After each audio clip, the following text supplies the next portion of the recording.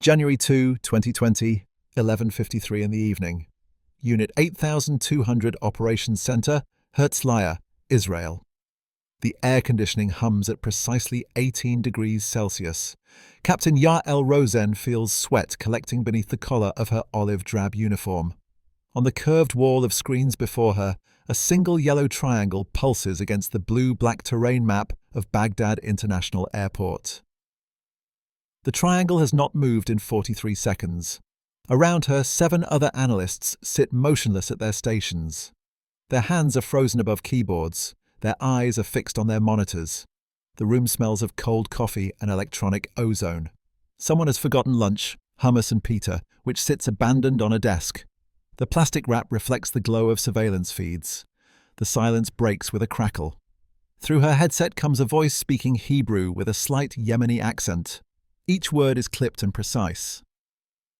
The voice reports that Kalanit 6 is contacting Gambit. The package is stationary. The voice repeats that it is stationary. Distance to threshold is 200 meters. Rosen's fingers move to the keyboard. She types 3 characters, a confirmation code, but she does not press enter. Not yet. On the main display, another icon appears. This icon is a small blue chevron representing a vehicle approaching from the northwest. The timestamp in the corner reads 00:54:16, Greenwich Mean Time +3. Outside this bunker, buried 3 stories beneath an anonymous office park in Israel's technology corridor, the night is cold for early January. Inside, the temperature-controlled air does nothing to dispel the heat of anticipation. Something is wrong. The timeline has compressed by 90 seconds. The package, whom Intelligence Division refuses to name over channels, even encrypted ones, should still be moving through the arrivals terminal. Instead, the yellow triangle sits stationary on the tarmac. It is near a private aviation hangar that should not be there. Rosen glances at the duty officer, Colonel Eitan Navon, who stands behind her with his arms crossed. His jaw works mechanically on a piece of gum. This is the only sign of tension in his weathered face. Navon says quietly that the target has changed his pattern. It is not a question. It is a statement of fact that carries implications rippling outward like shockwaves. If Qasem Soleimani has altered his security protocol, if the commander of Iran's Quds Force, the man who has orchestrated proxy wars across 5 countries, has suddenly become cautious, then someone has leaked. Or worse, someone has been turned. The blue chevron continues its approach. The vehicle is at 200 meters. Then it is at 150 meters. The yellow triangle finally moves. It slides toward a series of vehicles that satellite thermal imaging shows are idling with engines running. Rosen can feel her heartbeat in her throat. She reaches for the secure phone on her desk. This is a modified device with no manufacturer markings. She waits for Navon's nod before lifting the phone. On the screens, Baghdad International Airport sprawls in false-color infrared. It appears as a maze of runways, buildings, and shadows. One of the most wanted men in the Middle East is about to step into a convoy of armored sport utility vehicles. None of the analysts in this room yet realize this. They are watching the endgame of an operation that began years earlier, not just months. This began in the aftermath of battles they never knew were fought. The operation was guided by intelligence from a source whose existence would remain classified for decades to come. The sweat on Rosen's collar is not from the temperature. It is from the knowledge that in approximately 7 minutes, plausible deniability would be tested. The Mossad handbook never anticipated these tests. The clock on the wall ticks forward. It reads 00:54:47. The yellow triangle merges with the convoy icons. Somewhere in the encrypted communications web, linking Tel Aviv to Langley to a forward operations base, a sequence of authorizations begins to cascade through channels that do not officially exist. This forward operations base appears on no map. What happens next will depend on a photograph. This photograph is no larger than a passport photo. It was smuggled out of Tehran inside a Nokia phone that was obsolete even in 2019. The outcome also depends on a decision made by men who will never speak publicly about this night. The official story appeared deceptively simple. It was reported in newspapers from the New York Times to Haaretz to Al Jazeera. On January 3, 2020, at approximately 1 o'clock in the morning local time, a United States drone strike killed Qasem Soleimani. He was the commander of the Iranian Revolutionary Guard's Quds Force. This occurred as his convoy departed Baghdad International Airport. The Pentagon released a statement within hours. It characterized the operation as a defensive action. This was meant to deter future Iranian attacks on American personnel. President Donald Trump tweeted an image of an American flag. Iranian Supreme Leader Ali Khamenei vowed severe revenge. The world braced for escalation. The initial reports did not mention the question of targeting. This could not be mentioned without unraveling an intelligence-sharing architecture built over 2 decades. How had American forces known with such precision where Soleimani would be? How did they know when he would arrive? How did they know which vehicle in a multiple-car convoy he would occupy? The general was not merely careful about his security. He was paranoid to a degree that had kept him alive through decades of assassination attempts by multiple intelligence services. He used body doubles. He switched phones constantly. His travel plans were known to perhaps 5 people in the entire Iranian military apparatus. Those 5 people did not communicate through channels that American signals intelligence could easily intercept. The answer lay not in American surveillance capabilities, impressive as they were. It lay in a partnership forged in necessity and mutual interest. This partnership was between Israel's Mossad and the Central Intelligence Agency's Special Activities Center. Specifically, it lay in an operation that had no official name. Operations that never happen rarely do. This operation was referred to in internal Mossad communications by a Hebrew word that translates roughly as lantern. That word is panas. To understand Operation Panas requires understanding the strategic imperatives. These imperatives drove Israeli intelligence in the late 2010s. By 2018, Iran's military presence in Syria had become more than a distant threat. Quds Force operatives and their Hezbollah proxies controlled territory. This territory was within 40 kilometers of the Israeli border. Iranian weapons factories were being established in Lebanon. Precision-guided missile technology was being transferred to groups. These groups had previously possessed only crude rockets. For Israel's leadership, the question was not whether to act. Instead, it was how to strike at the operational brain of this expansion. That brain was Soleimani himself. The problem was one of access. Soleimani rarely left Iran. When he did, it was to theaters of war, such as Syria and Iraq. There, Iranian security forces controlled the ground and the sky.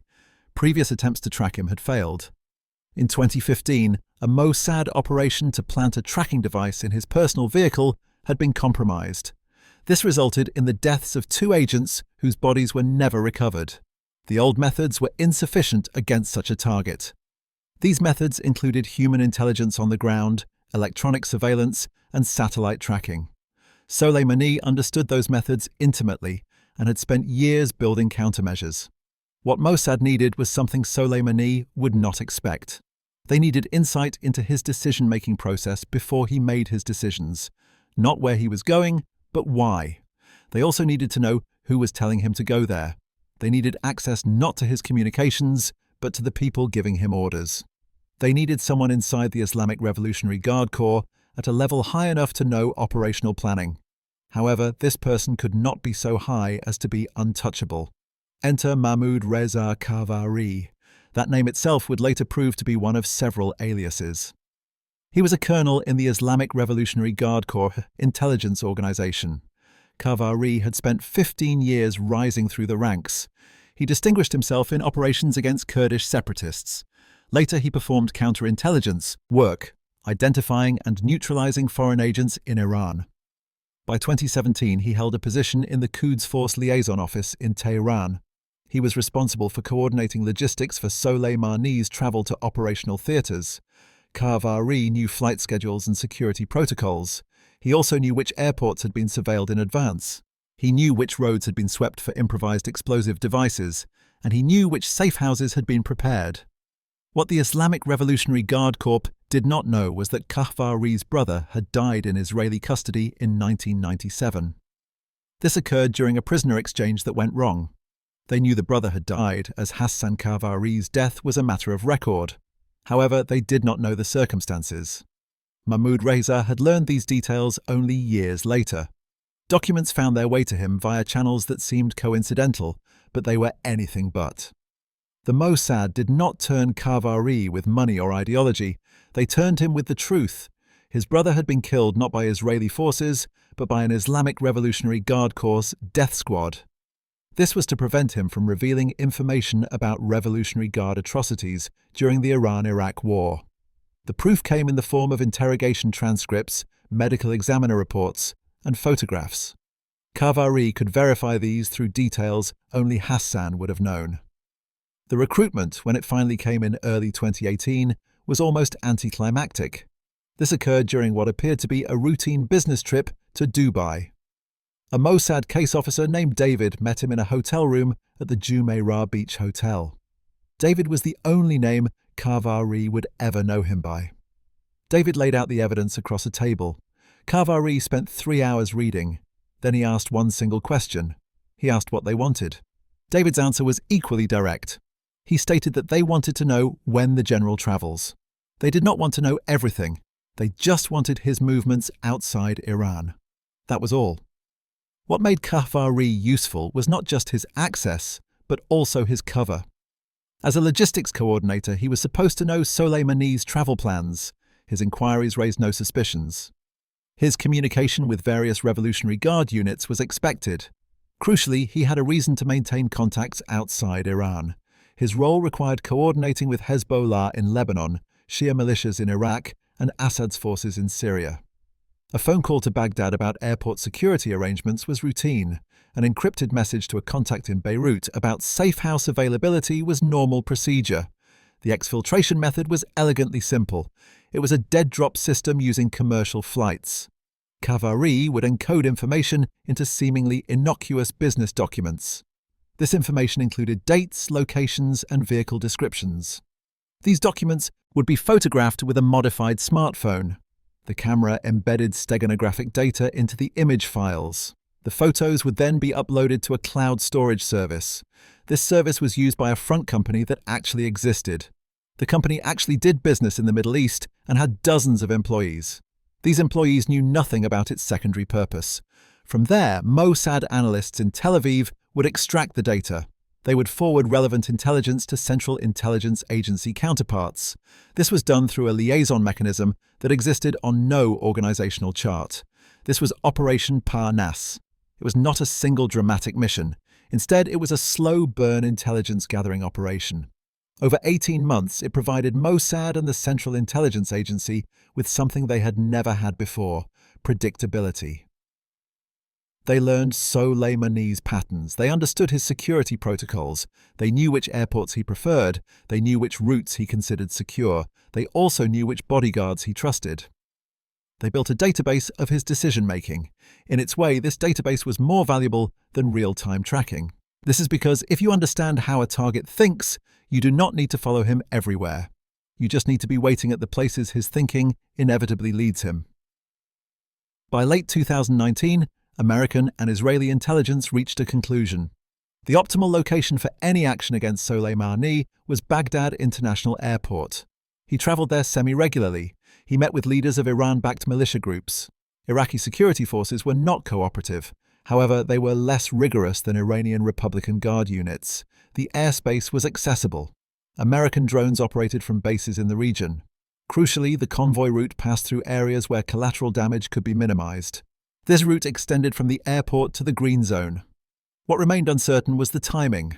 Soleimani did not announce his travel schedule. However, in December 2019, Qasem sent a message. This message came through the Parnas channel. It indicated that a high-level meeting was being planned in Baghdad for early January. The subject was retaliation for American airstrikes. These strikes targeted Kataib Hezbollah positions near the Iraqi-Syrian border. The message included a critical detail. This detail sent ripples through both Mossad and Central Intelligence Agency analysis teams. Soleimani himself would attend. He considered the situation important enough. Therefore, he risked travel during a period of heightened tensions. The photograph became central to the operation's final phase.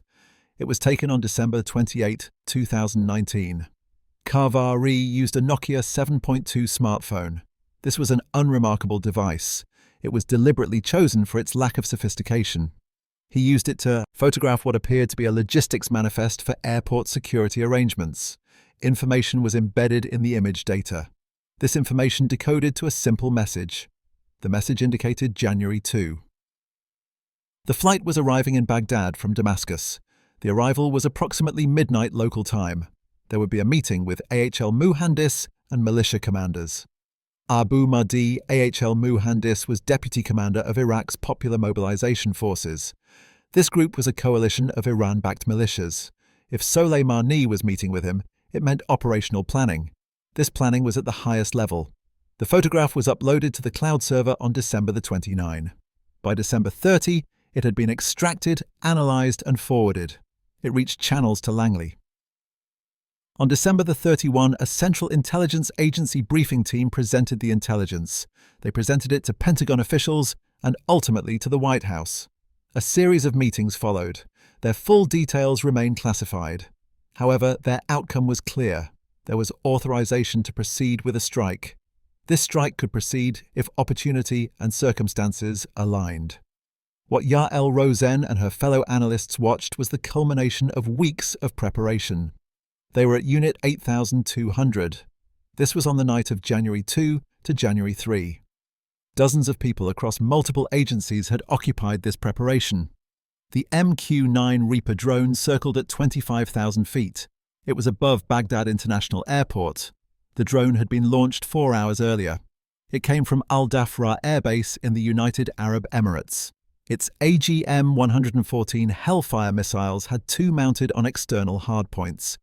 These had been fitted with warheads. The warheads were optimized for vehicle destruction.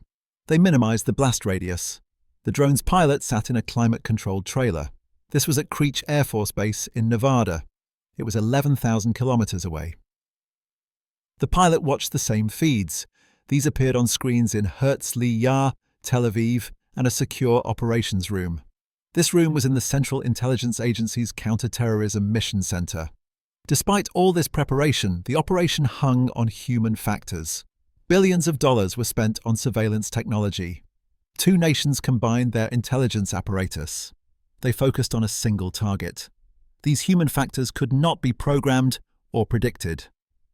In the minutes after Soleimani's flight from Damascus touched down, those factors began to deviate. They strayed from the expected pattern. The first anomaly appeared at 0051 GMT plus 3.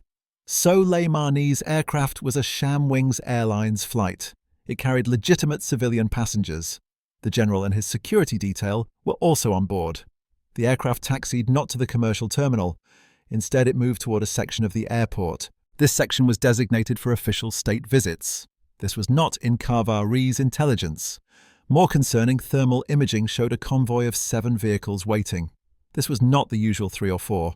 7 vehicles meant additional security. It meant more escorts. It also meant a larger protective bubble. This potentially meant body doubles. They could be distributed among multiple cars. In the operations center at Herzliya, Colonel Navon made a decision. This decision would be scrutinized in after-action reviews for months afterward. He authorized transmission of updated information to American partners. This was not through the standard encrypted channel. That channel would have taken 3 to 4 minutes to route. It would pass through multiple validation points. Instead, he used a direct secure line. This technically violated compartmentalization protocols. The message was brief. It stated that a package was departing via the southern route. It included multiple vehicles. The message had a high confidence level 1. Level 1 was the highest classification of source reliability. It meant the information came from a proven, vetted human asset. This asset had direct access. What Navon did not include in the message was that the updated information had come through the PANAS channel. This was less than 30 minutes earlier. Including this would have required explanation. That explanation would consume precious minutes. Covert had sent an emergency update. This was a protocol reserved for situations where original intelligence became obsolete. It indicated that Soleimani's security team had made last-minute changes. The meeting location had shifted. The convoy route was altered. Most critically, Abu Mahdi AHL Muhandis would be riding in the same vehicle as Soleimani. This violated standard security practice. However, it reflected the urgency of their discussion. This last detail was what Colonel Navone understood. It was the hidden message within the update. There were 2 targets in one vehicle. From an intelligence perspective, it was an extraordinary opportunity. From an operational perspective, it was a complication. The rules of engagement authorized action against Soleimani. AHL Muhandis was not on the target list. This was despite his role in attacks against American forces. His death would create additional political ramifications in Iraq. The Popular Mobilization Forces, for all their Iranian backing, were technically part of the Iraqi state security apparatus. At Creech Air Force Base, the drone pilot received updated coordinates and the Level 1 confirmation. Her name was Major Catherine Rez. Her name would not be revealed publicly for years. This happened at 00:54:23 GMT +3. Her sensor operator sat beside her in the trailer. He adjusted the drone's camera. He tracked the convoy as it formed up outside the aviation hangar. Thermal bloom from the vehicle's engines painted them white against the cool grey of the tarmac. Tohorez's hand moved to the weapons control panel. Her finger did not touch the trigger yet. However, it hovered over it. This position shaved half a second from reaction time. Military protocols for drone strikes require multiple levels of authorization. This is especially true for high-value targets. These targets are in politically sensitive locations. Tohorez had pre-authorization. However, that authorization was conditional on positive identification. She needed confirmation that Soleimani was in the convoy. Ideally, she needed to know which vehicle he occupied. Thermal imaging could not provide that level of detail. The figures moving from the aircraft to the vehicles were human-shaped blobs of heat. Facial recognition was impossible in low-light conditions at this altitude and angle. Positive identification was made possible by something unexpected. Neither the Mossad teams nor the Central Intelligence Agency planners had expected it. It was Soleimani's own security protocols. As the convoy formed, one vehicle remained stationary. It was the second of 7. Other vehicles moved into formation around it. This was protective positioning. It was the classic box formation. Security details worldwide used this formation. More tellingly, a figure emerged from the aircraft. It was visible as a heat signature with distinctive characteristics. The figure moved more slowly than the security personnel. It was surrounded by 3 others in close formation. It paused before entering the vehicle. This suggested conversation or instruction rather than the hurried movement of an escort. The sensor operator zoomed in as far as the resolution allowed. The image was grainy and abstracted. However, the pattern was clear. He stated that he had formation consistent with high-value target protocols. He used the abbreviation for high-value target. He confirmed the second vehicle in the center position. Tohorez's training at this point called for her to relay this assessment. It should go up the chain of command for final authorization. However, the authorization had already been given. It was contingent only on positive identification. The sensor operator had just provided this to the extent possible under the circumstances. The convoy was beginning to move. In approximately 2 minutes, they would leave the airport grounds. They would then enter Baghdad's road network. Civilian traffic, even at 1 o'clock in the morning, increased the risk of collateral casualties. This risk would be beyond acceptable parameters. What happened in Tohorez's mind during the next 11 seconds was described in psychological debriefings. It was called compression of decision space. This was the moment when all training, all preparation, and all authorization collapsed into a single choice. It felt less like making a decision. It felt more like watching one unfold. Her hand moved. The Reaper's targeting system locked on. A tone sounded in her headset. It was steady and high-pitched. It confirmed radar lock and weapons-ready status. In Herzli Yael Rosen watched the blue chevron on her screen. It merged with the yellow triangle. The convoy icons began moving. Her monitor showed a data feed. It included metadata from the American drone. The feed indicated weapons armed, target acquired, and authorization validated. She did not have override capability. This was an American operation. Israeli intelligence was in a support role only. However, she had the ability to flag critical information. Her hand moved to the keyboard. She hovered over the emergency communication key. This key would freeze the operation pending clarification. She did not press it. Later, in her own debriefing, she would explain her decision. It came down to training and trust. Her training told her the Level 1 intelligence from PANAS was as reliable as human intelligence could be. Trust that the analysts who had validated the target identification knew what they were doing. Underneath both of those was a calculus. Soleimani alive represented a continuing threat to Israeli citizens. He threatened soldiers. He also threatened intelligence officers like herself. These officers worked in the shadow war against Quds Force operations. At 005641 GMT +3, Major Toho Amand Rez pressed the trigger. The Hellfire missile's solid rocket motor ignited. Launch smoke bloomed beneath the Reaper's wing. The missile dropped. It stabilized. Then it accelerated toward Earth at 1,500 kilometers per hour. Flight time to target was 17 seconds. The technical precision of what happened next is preserved in sensor logs. These logs were subsequently classified. However, their summary found its way into military analysis journals. The Hellfire's semi-active laser guidance system tracked the reflected laser energy. This energy came from the Reaper's targeting pod. The system made micro-adjustments to control surfaces. It did this as the missile descended through cold night air. At 005658, the missile struck the second vehicle in the convoy. It was a Hyundai Star X van. It was white. It was traveling at approximately 40 kilometers per hour. This happened on the airport access road, just aft of center mass. The 9-kilogram blast fragmentation warhead detonated on impact. The explosion was not dramatic in the way Hollywood depicts such moments. There was no massive fireball. There was no slow-motion vehicle tumbling through the air. The Hellfire is designed to destroy vehicles efficiently. It is not designed to destroy them spectacularly. Surveillance footage showed a bright flash. Then, smoke obscured the target area. When the smoke cleared seconds later, the vehicle was stationary. It was burning. The convoy's other vehicles stopped. Then they scattered. Some continued forward. Some reversed. One spun off the road. This was a standard reaction to ambush. They dispersed to prevent a single follow-up strike. This prevented the destruction of the entire detail. However, there was no follow-up strike. There was one missile for one target. The other vehicles were allowed to flee. This detail later became important.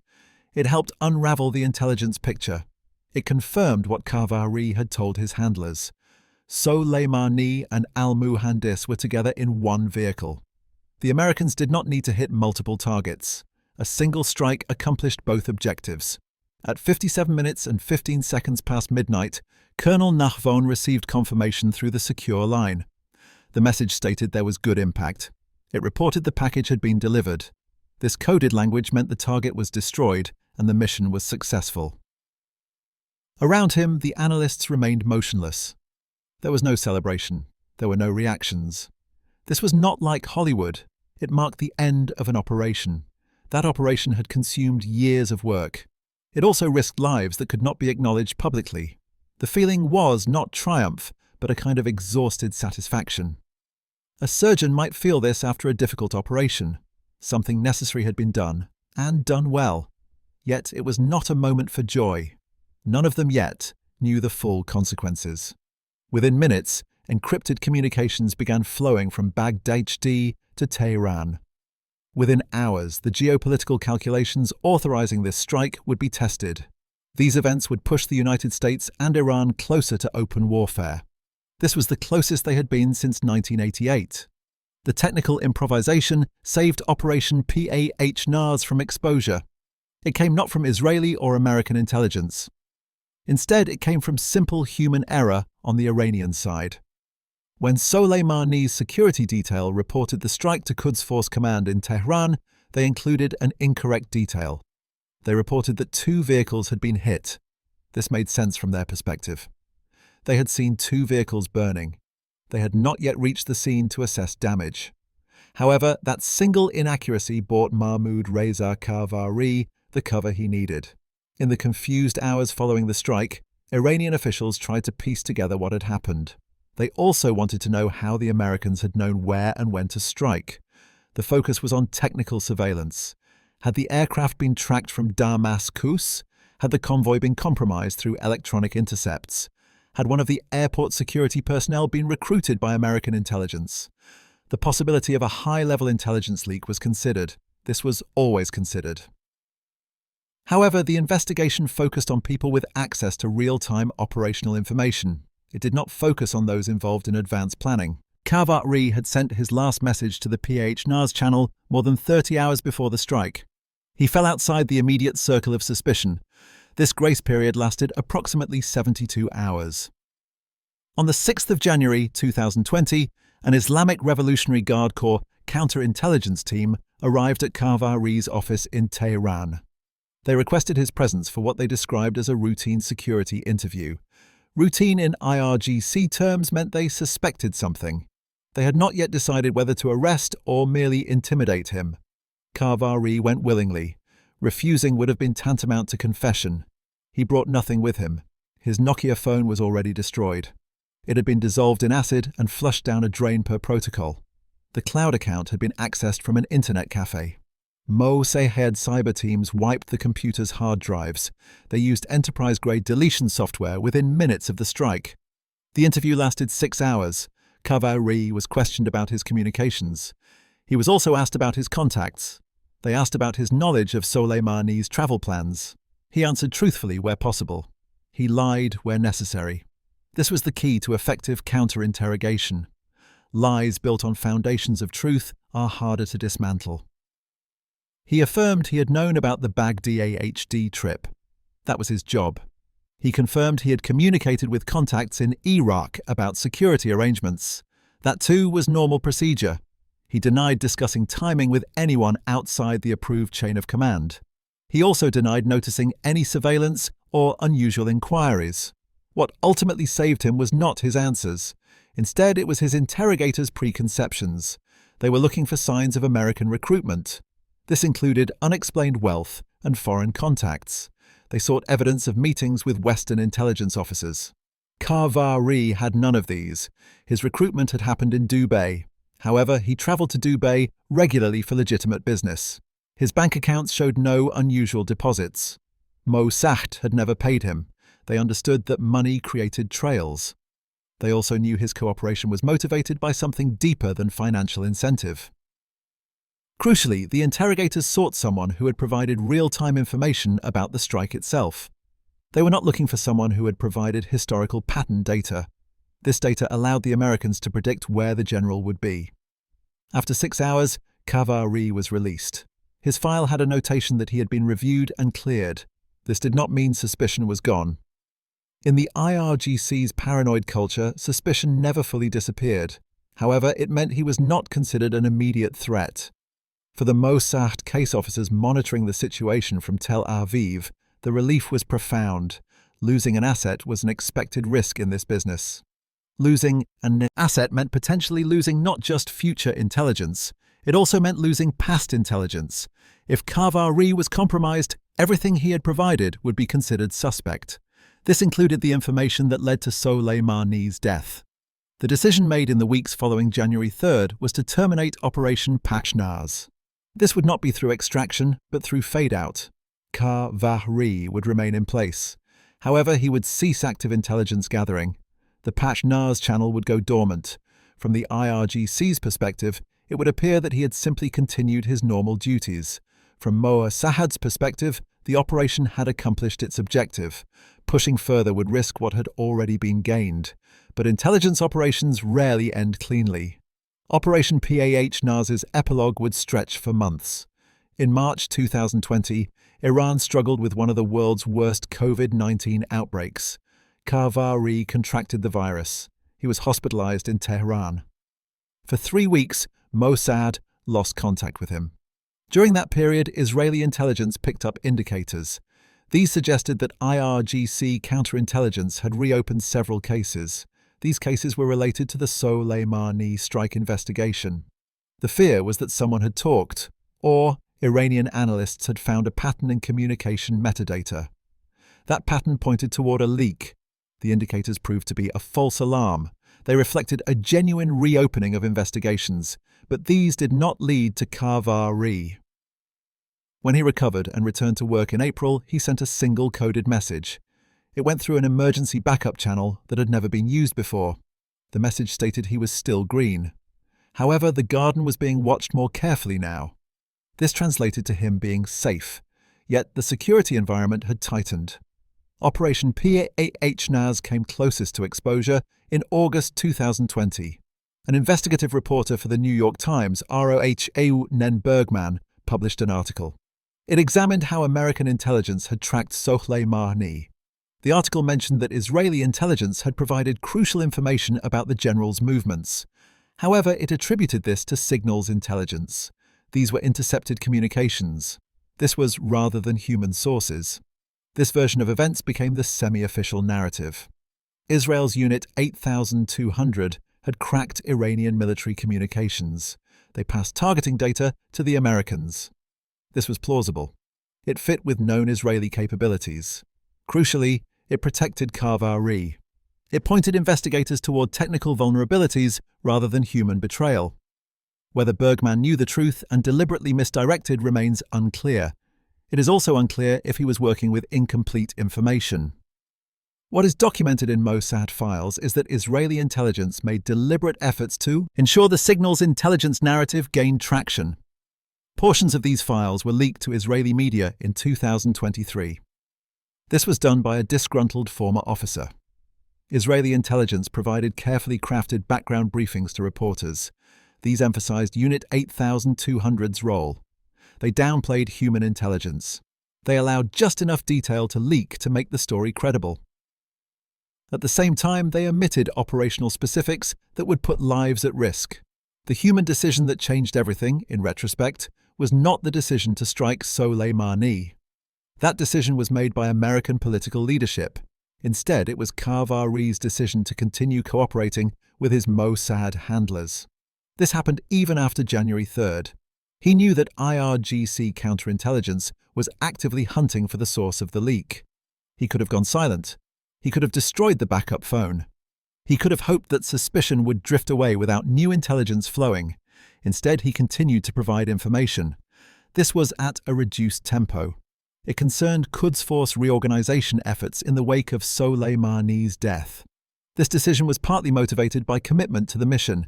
He believed the information he provided saved lives, both Israeli and Iranian. It gave Israel's leadership clarity that prevented miscalculation. However, it was also motivated by a more personal factor. Covert had learned through his Mossad contacts that his two children, studying abroad in Europe, were under surveillance. This surveillance was by Iranian intelligence. It was not aggressive surveillance. However, it was the kind of monitoring that could turn aggressive quickly if their father fell under suspicion.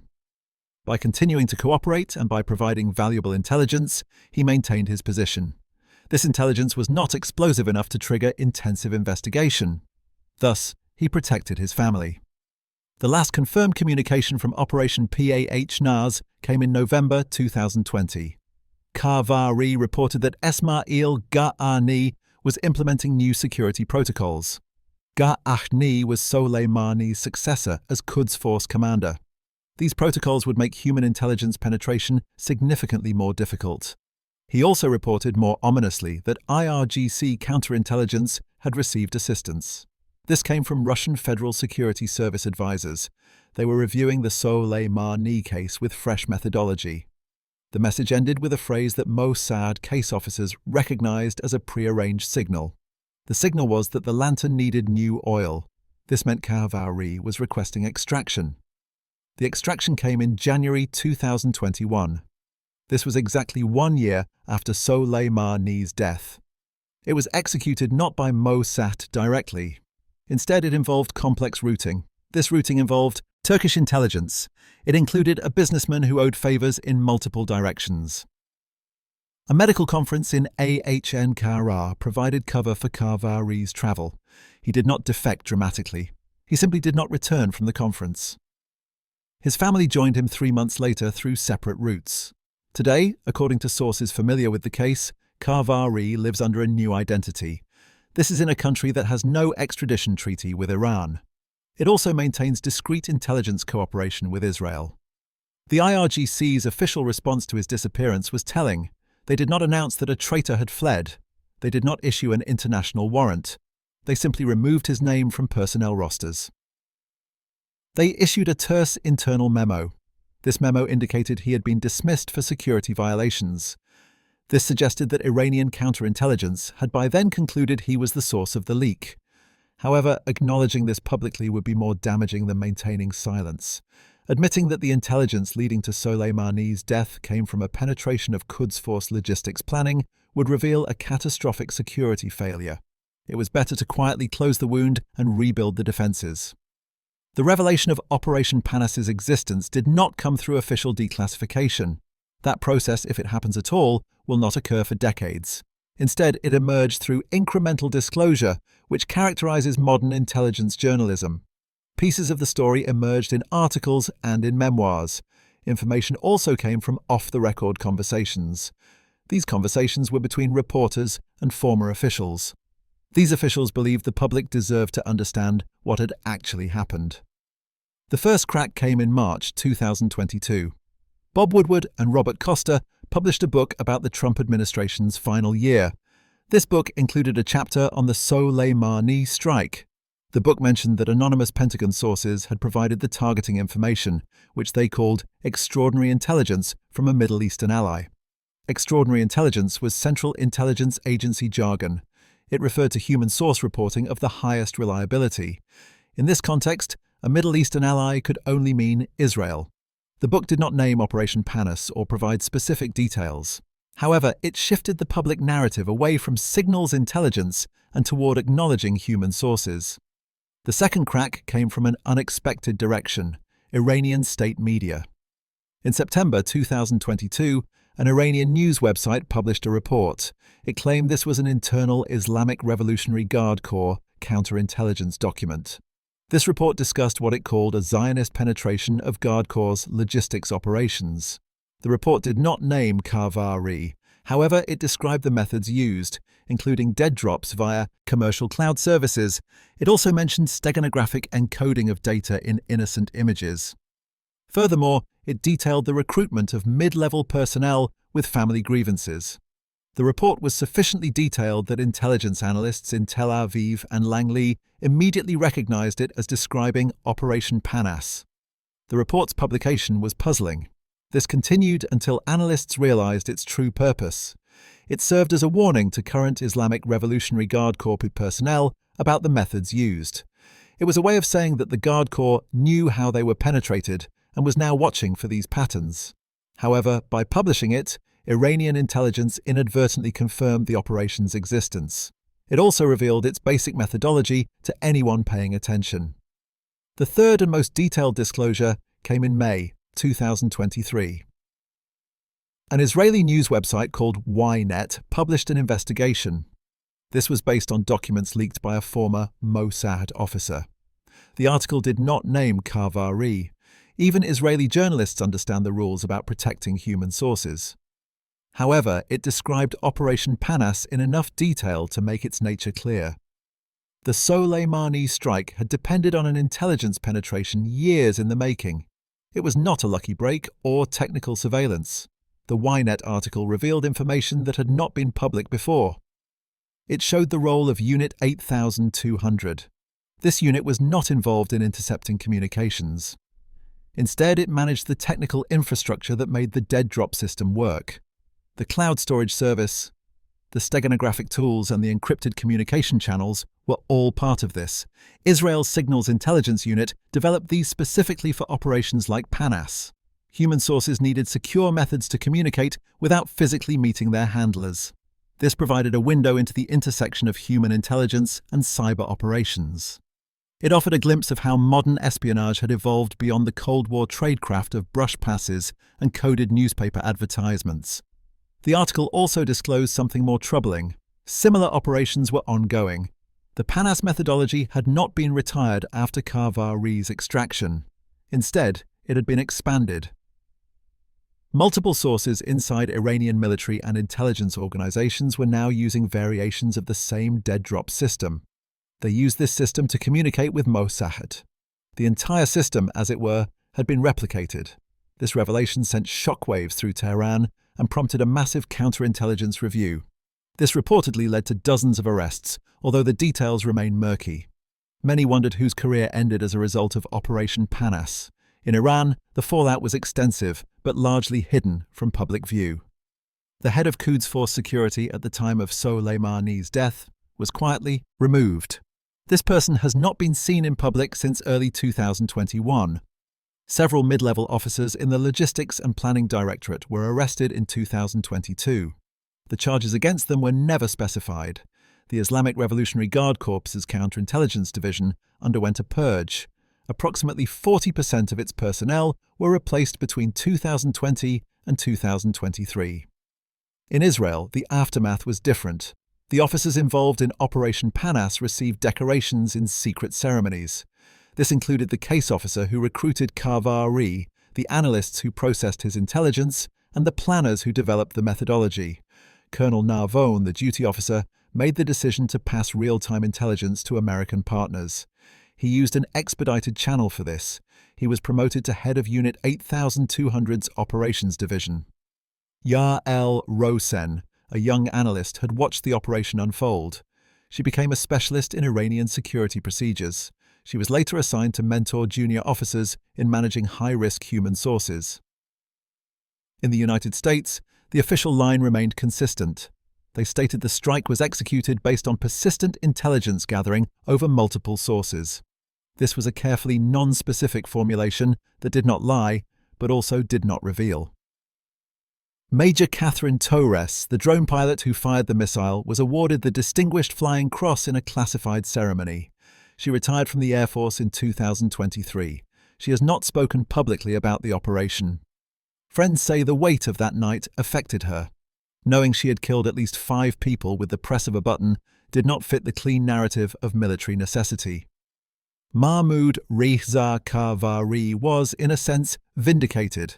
However, vindication is perhaps the wrong word for a man who betrayed his country and will spend the rest of his life looking over his shoulder. In interviews given to researchers, he described his decision. These interviews were conducted under strict conditions, with his identity protected. He saw his actions not as betrayal, but as choosing which truth to serve. In his account, the Islamic Republic had betrayed its own principles. It was spreading violence across the region. This served ambitions that helped no one except the elite. By providing information to Israel, he believed he was serving a larger truth about the futility of the proxy wars that had consumed the Middle East. Whether this rationalization provides comfort is unclear.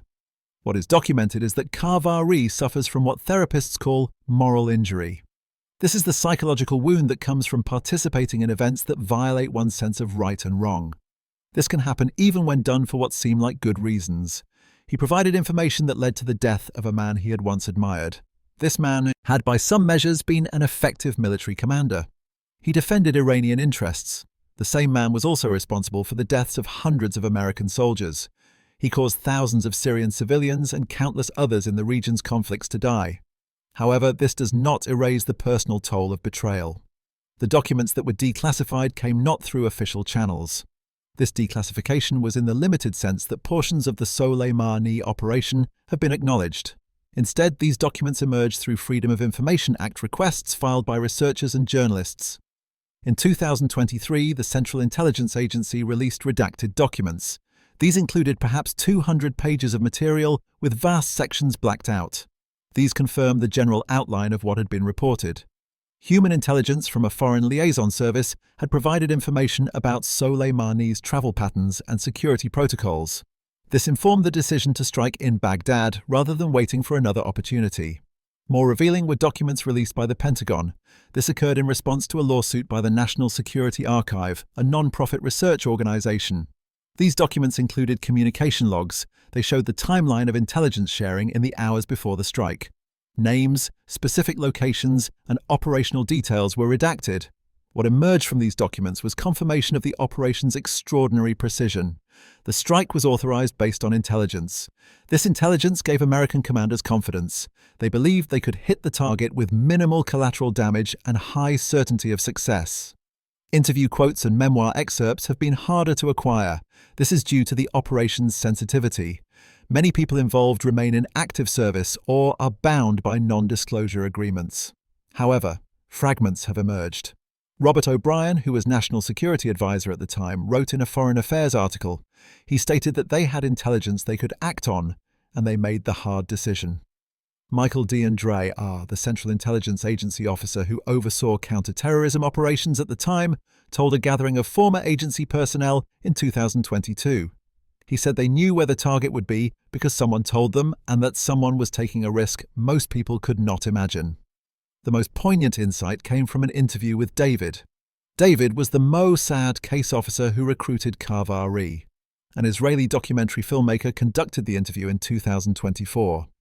David's face was obscured and his voice disguised. He described the moment he learned the strike had been successful. David felt satisfaction, but also fear.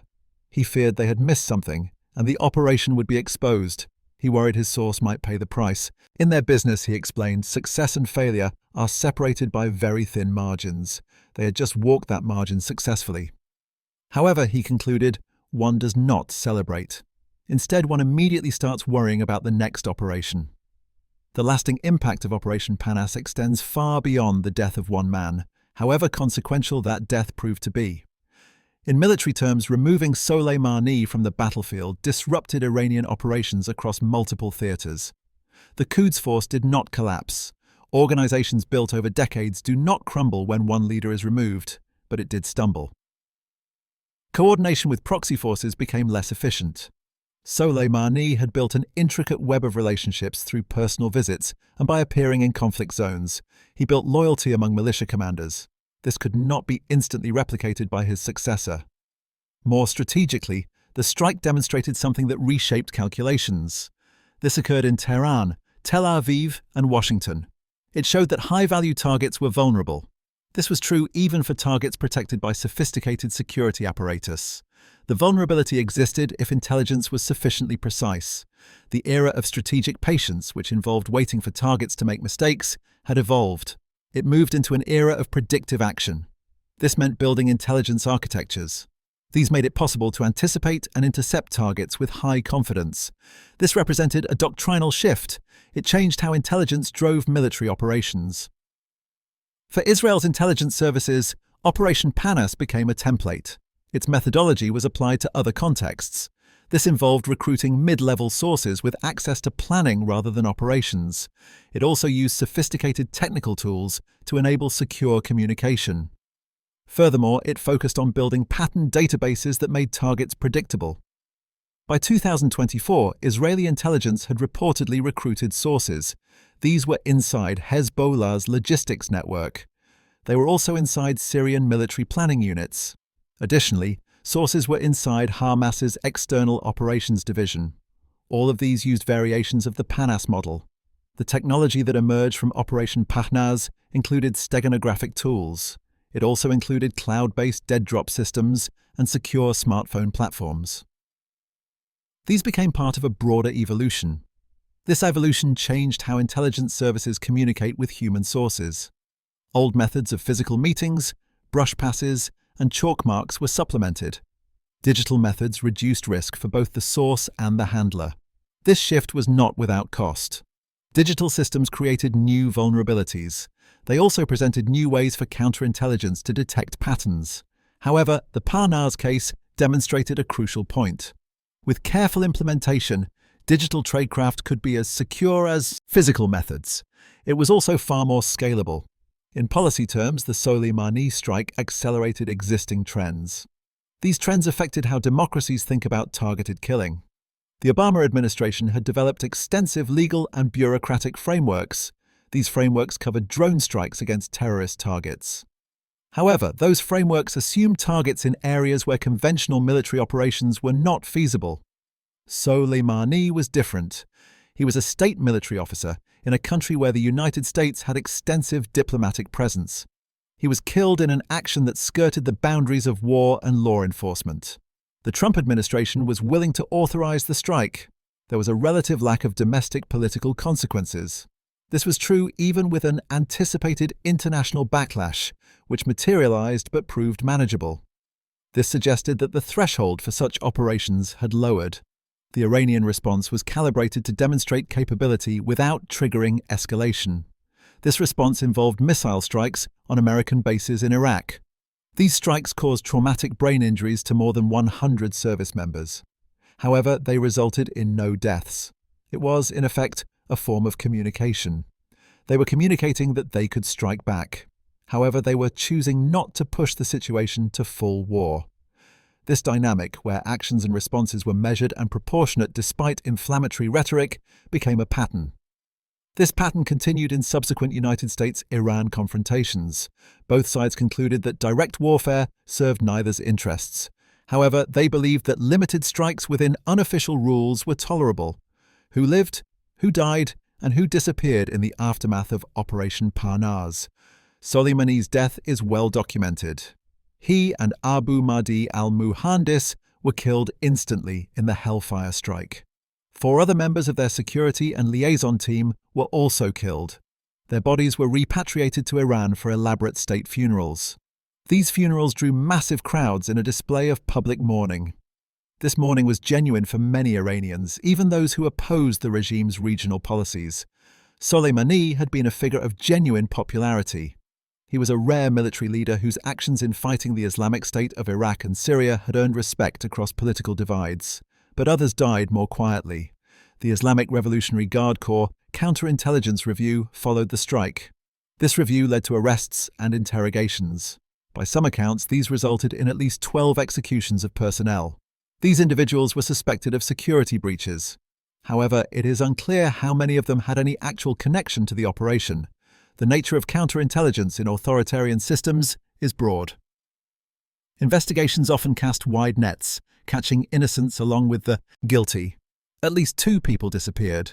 Israeli intelligence believes these disappearances were connected to the operation's aftermath. A Hezbollah liaison officer in Baghdad vanished in February 2020.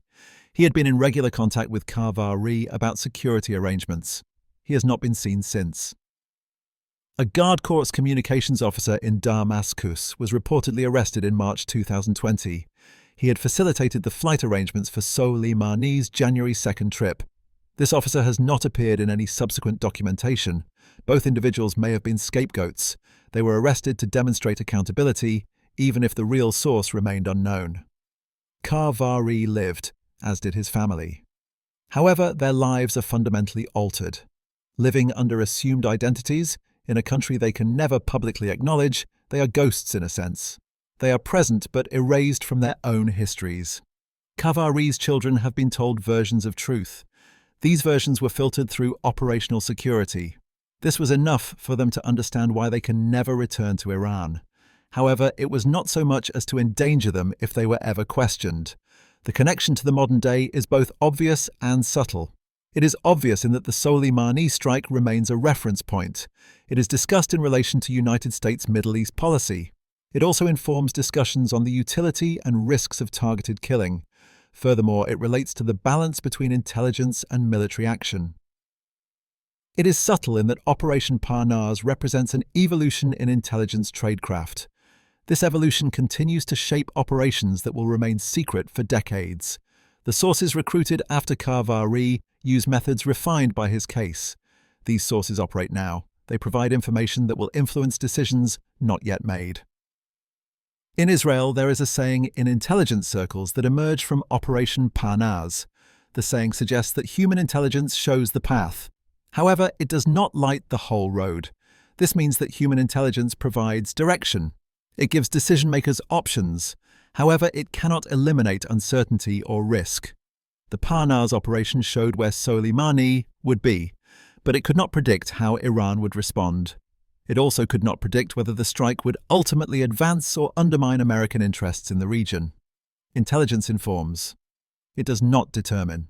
The broader lesson is about the integration of human and technical intelligence. This lesson is one that military and intelligence professionals continue to grapple with. It applies in an era where both types of intelligence are increasingly sophisticated. Operation Parnas worked due to several combined factors. It used Covert's human insight, including his access and motivation.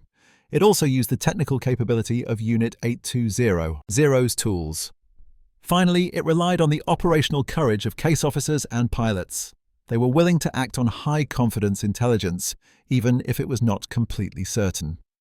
That combination is difficult to replicate. It is harder still to sustain across multiple operations. Success breeds risk-taking, and risk-taking eventually produces failure. The question is not whether there will be another Parnas-style operation that ends badly. The question is when this will happen. It also questions whether the intelligence architecture can learn from those failures as effectively as it has learned from successes. The Nokia phone sits in a storage facility in Tel Aviv. It is in a room that is temperature-controlled to preserve electronics and documents. It is no longer functional. The battery was removed years ago.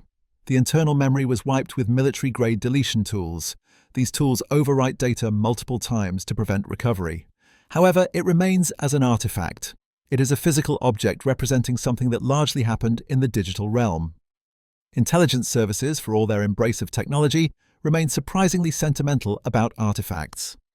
Intelligence services understand that history is made tangible through objects. Future analysts will want to examine the tools of past operations. This helps them understand how the craft evolved. The phone is stored alongside other items from Operation Parnas. These items include a universal serial bus drive. It contained the decryption keys for the cloud account. It was never used but prepared as a backup. There was also a handwritten note from Covert to his Mossad handler. This note was passed during a meeting in Dubai. The note conveyed Covert's commitment. A printed photograph of the intelligence manifest from December 28, 2019 was also present. This was the last piece of information that proved actionable. These objects tell a story that cannot be fully conveyed in reports or databases. They are physical evidence of human decisions made under pressure. They also show risk taken and trust extended. When historians are eventually granted access to these materials, they will reconstruct Operation Parnas. This will happen when the operational security considerations that currently seal them have faded with time. They will reconstruct it with a kind of detail that is impossible now. They will know the full text of conversations between Covert and his handlers. They will see the intelligence assessments written in real time. All qualifications and uncertainties will be preserved. They will understand the internal debates within the Mossad intelligence agency. These debates covered whether to share the intelligence with Americans. They also covered whether the source was sufficiently protected. Finally, they covered whether the strategic benefit justified the risk. But even with full access, historians will not be able to fully capture the feelings. This is true even with documents, transcripts, and artifacts. They will not know what it felt like for Yael Rosen. She watched those screens on the night of January 2nd and 3rd. She knew that decisions made in the next few minutes would ripple across the region for years. They will not feel what Major Torres felt when she pressed the trigger. That mixture of training-induced calm and human awareness of what that action meant will be lost. They will not experience Mahmoud Reza Kavarri's internal conflict. The way betraying his organization felt simultaneously like betrayal and like justice will remain unknown. The symbolic element of Operation Parnas is the Nokia phone. This represents more than just the technology of communication. It represents the banality of modern espionage. World-changing operations depend on ordinary objects used in extraordinary ways. There were no exotic gadgets and no secret laboratories. There was just a mid-range smartphone, a cloud account, and a piece of software. This software embedded messages in vacation photos. The work of intelligence has always been this way, despite fictional glamorization. It is ordinary people making difficult choices, using available tools, and hoping their judgment proves sound. In the years since Soleimani's death, the geopolitical landscape he shaped has continued to evolve. It evolved in ways he could not have anticipated. However, his actions helped set these changes in motion. Iran's nuclear program has advanced. Its proxy network was both strengthened in some areas and weakened in others. Israel and several Gulf states have normalized relations. This was driven partly by shared concerns about Iranian ambitions. The United States has pivoted between maximum pressure and diplomatic engagement. It has been unable to settle on a consistent strategy. None of these outcomes can be attributed solely to one man's death. However, the strike removed a figure who embodied Iran's regional strategy. It forced a recalibration that is still underway. The final ironic twist of Operation Parnas is that its success may have undermined its own methodology. Iranian counterintelligence, Russian advisors, and Chinese technical experts have all studied the operation. They have developed countermeasures to the extent they can reconstruct it from limited information. New security protocols make it harder to recruit mid-level personnel with useful access. Electronic communication is more strictly controlled. Travel plans are compartmented more tightly. In a sense, Operation Panas was a perfect operation for its moment. However, that moment has passed. The intelligence battle has moved to new terrain. Yet the core principle remains. That principle is that human intelligence, carefully developed and precisely applied, can achieve effects. No amount of technical surveillance can replicate these effects. Satellites can tell you where someone is. Only a human source can tell you why they are there and what they plan to do next. That distinction matters in ways that transcend any single operation. It is why intelligence services continue to recruit, despite the risks. It is why people like Covert continue to be willing to cooperate. This is true despite knowing the consequences if caught. It is also why operations like Panas will continue to be planned and executed. These operations will remain in shadows that will not be illuminated for decades. The office where the decision was made to authorize sharing Covert's final intelligence update stands empty now. Instead, it has been reassigned to different personnel. They work on different operations. Colonel Navon retired in 2023. Yael Rosen transferred to a different unit. The screens still glow with surveillance feeds from different parts of the world. They track different targets. The infrastructure of intelligence continues regardless of personnel changes. This organism is larger than any individual component. The sealed file is in Mossad headquarters. It contains the complete operational history of Panas. A classification marking indicates it cannot be reviewed for disclosure until 2050 at the earliest. By then, most of the principals will be retired or dead. The geopolitical context will have shifted in ways that make the operation either quaint or prescient depending on how history unfolds. The file will remain, however. It serves as a record of what was done and why. It waits for the moment when secrecy's value expires. Then history's claims will take precedence. The haunting question from Operation Panas is not about the justification of the strike on Soleimani. That debate will continue for years in policy circles and academic journals. Instead, the question is whether intelligence operations can sustain themselves. These operations depend on human betrayal. Can they do so without corroding the moral framework they are meant to protect? Every source recruited is someone convinced to betray trust, to violate oaths, to act against former comrades. Sometimes these acts prevent violence, save lives, and serve strategic interests. These interests transcend loyalty to flawed institutions. However, the cumulative effect of normalizing betrayal, even in service of legitimate goals, is a question intelligence services rarely examine openly. Mahmoud Reza Kavari sits in a hidden house today. Its location cannot be revealed. The town's name has also been changed. He looks at photographs of a brother. His brother died 20 years ago. This was due to secrets someone decided he could not be allowed to tell. He knows that the information he provided saved lives. These included Israeli and American lives. It probably saved Iranian lives too. It prevented escalations that could have spiraled into full war. He also knows he can never return to his birth country. He can never contact friends who remember him by his real name. He can never stand at his parents' graves. He cannot ask whether they would have understood his choices. The lantern, in the end, illuminates specific paths, but casts shadows everywhere else. Operation Panas was a success by the metrics intelligence services use. The objective was achieved. The source was eventually protected. Strategic advantage was gained. Success in intelligence work does not erase the human cost, however. It merely distributes it in ways that do not appear in operational summaries. That cost is borne by people like Kavari. Their sacrifices will not be publicly acknowledged. Their doubts will not be resolved. These people live in the shadows cast by the lantern's light. They are like ghosts of their former selves. They wonder whether the secrets they carried were worth the price paid for carrying them. Somewhere in Tehran, Iranian intelligence officers study the Panas case. Their offices are as secret as their Israeli counterparts. They plan their own operations, recruitments, and betrayals. The shadow war continues. It has continued for decades, and it will for decades more. The only certainty is that the next operation will not look exactly like the last one. This is because both sides learn and both sides adapt. The craft evolves, technology changes. However, the fundamental calculus remains. Someone must be convinced to betray. Someone must decide whether to act on that betrayal. Someone must then live with the consequences when secrets turn into actions that can never be undone. The Nokia phone rests in its climate-controlled storage. It waits for historians who have not yet been born.